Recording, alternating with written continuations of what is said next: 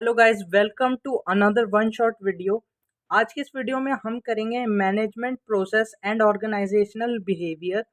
तो जल्दी से एक क्विक रिवीजन कर लेते हैं। मैं आपको रिकमेंड करूंगा ये वीडियो, आप जब कोई ये वाला सब्जेक्ट या जितने भी मैंने वन शॉट बनाए हैं, आप कोई सब्जेक्ट स्टार्ट कर रहे हो तो आप उसको देख लो, ताकि आपको एक आइडिया मिल जाए कि इस सब्जेक्ट में क्या होने वाला है। या आप एग्ज़ाम देने जा रहे हो उससे पहले एक वीडियो देख लो, ताकि आपको एक क्विक रिवीजन मिल जाए। तो जो सिलेबस में फॉलो कर रहा हूँ ये रहा आपकी स्क्रीन पर। तो लेट्स गेट स्टार्टेड। तो फर्स्ट है management concept and need. It is the process of planning, organising, leading and controlling to achieve goals efficiently. ये सारी चीज़ें परफॉर्म करी जाती है टूवर्ड्स अ कॉमन गोल। उसके बाद है managerial functions. The five key functions of management are planning, organising, staffing, directing and controlling. ये आप याद कर लोगे तो आपको बहुत आसानी रहेगी, आप आंसर बड़े कर सकते हो कि मैनेजमेंट में क्या क्या करा जाता है। Evolution of management thought. Management theories evolved from classical to behavioral and modern approaches over time। जैसे जैसे टाइम बीतता गया वैसे वैसे उसमें एवोल्यूशन आते गए। इसके बाद है क्लासिकल अप्रोच, जो टेलर एंड फ्यूल ने दी थी। Taylor focused on the scientific management while Fayol emphasised administrative principles. उसके बाद है new classical and human relations approach. These focus on human behaviour, motivation and employ welfare. उसके बाद है behavioural approach. It emphasises the role of psychology and human relations in management. उसके बाद है systems approach. Organisation is viewed as a system of inter related parts working towards a goal. यही करा जाता है, एक ऑर्गेनाइजेशन बनाई जाती है तो एक कॉमन गोल की तरफ ही पूरा जो है फोकस रहता है। Contingency approach. Management practices should depend on the situation और कंटेक्स्ट। उसके बाद है MBO, management by objectives. A goal setting approach where managers and employees agree on objectives, common objectives बनाए जाते हैं। उसके बाद है बिजनेस प्रोसेस री engineering.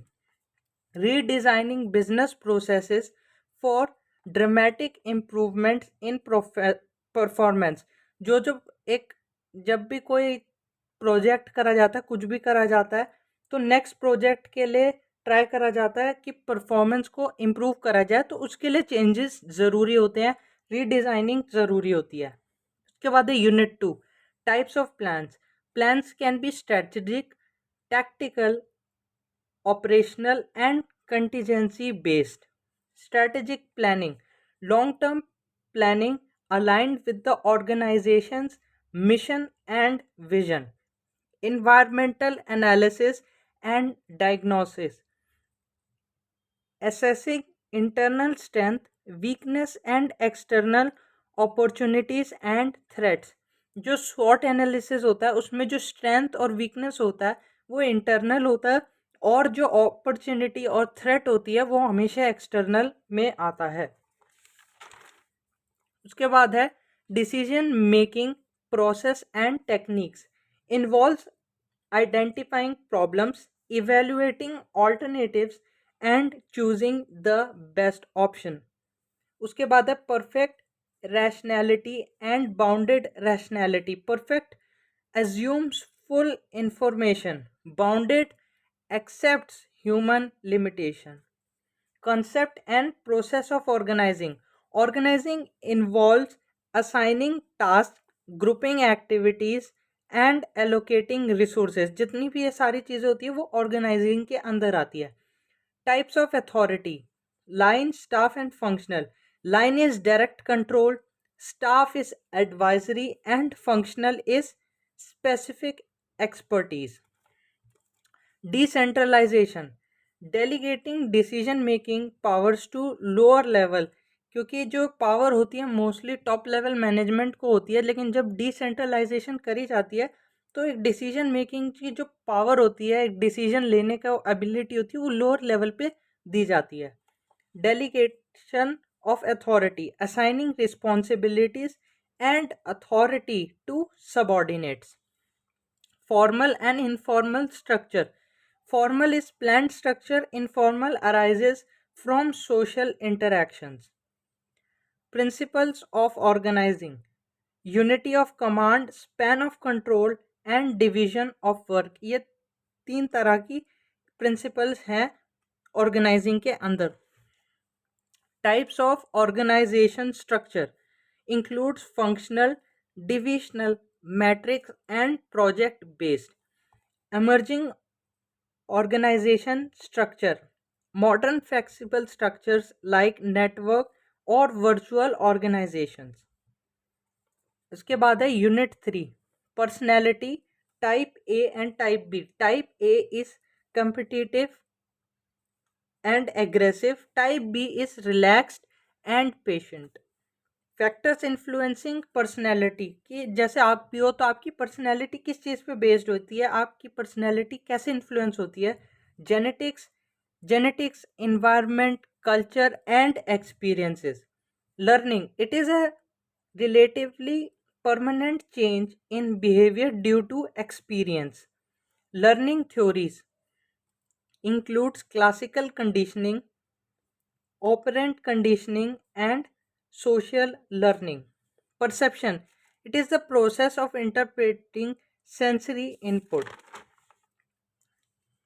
Perception process involves selection, organization and interpretation of stimuli. Importance of perception affects behavior, decision making and communication in organization. जब आपके पास किसी चीज़ का परसेप्शन होते हैं तो आप उसको उसी हिसाब से आप जो है फिगर आउट करते हो, उसी हिसाब से उसके बारे में सोचते हो. Factors influencing perception, past experiences, motives, expectation and context. Values and attitude. Values are core beliefs, attitude are feeling towards people or situations. Types of values. Terminal, and which is end goal, and instrumental means to achieve goals. Components of attitude. Cognitive, which is thought, affective, feeling, and behavioral, which is the action. Job related attitude includes job satisfaction, organizational commitment, and work involvement. Determinants of organizational culture. History, leadership, values, rules and social norms. ये वैसे यहाँ का था unit 4 का, मैंने उसको पहले ही कर दिया. Motivation, it is the inner drive that pushes individual to act. आप किसी चीज़ के लिए मोटिवेटेड होते हो तभी आप उसको करने को जाते हो. Importance of motivation leads to higher performance, satisfaction and goal achievement. Eccentric and intrinsic motivation. Extrinsic is driven by external rewards. Intrinsic comes from within, जो आपके अंदर होती है. उसके बाद है leadership and importance. It is the influencing others towards achieving goals. Leadership करी जाती है जब आपका कोई लीडर होता है, वो आपको इन्फ्लुएंस करता है, मोटिवेट करता है कुछ करने के लिए. It inspires and directs team. Conflict and power. Conflict arises from differences. Power is used to resolve और fuel it. Power tactics. Strategies like persuasion, authority, and coalition building to influence other. Organizational culture and climate. Culture is shared values. Climate is workplace atmosphere. Hopefully ये सारा हो गया. Hopefully आपको समझ आया. अगर समझ आया हो तो बहुत अच्छी बात है. अगर नहीं समझ आया तो वीडियो को एक बारी और देख लेना. Thank you for watching and मिलते हैं नेक्स्ट वन शॉट वीडियो में.